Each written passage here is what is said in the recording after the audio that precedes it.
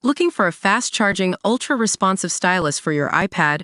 Meet the 2X Fast Charge Active Stylus Pen, designed for 2018 to 2025 Apple iPads.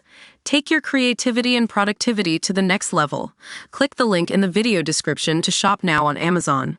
What's cooking in the world of gaming? A new YouTuber, Super Metal Dave 64, has got some juicy intel on what sets the upcoming Nintendo Switch 2 apart from its PlayStation and Xbox counterparts, thanks to Nvidia.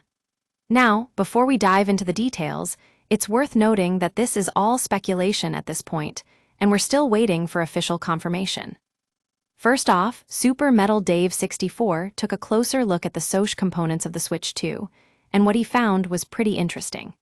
It turns out that these components have higher IPCs, or instructions per clock, compared to the PlayStation 5. Now, this doesn't necessarily mean the Switch 2 is more powerful than its rivals, but it does suggest that Nvidia has optimized the hardware for efficiency. But here's the thing.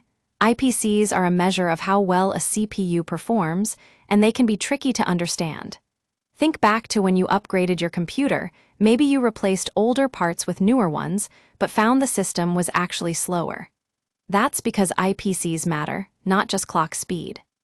Super Metal Dave 64 also highlights another important point: how benchmarking different CPUs becomes more complicated when you factor in IPCs. It's like trying to compare apples and oranges. Each computing task has its own unique set of instructions, making it harder to make direct comparisons.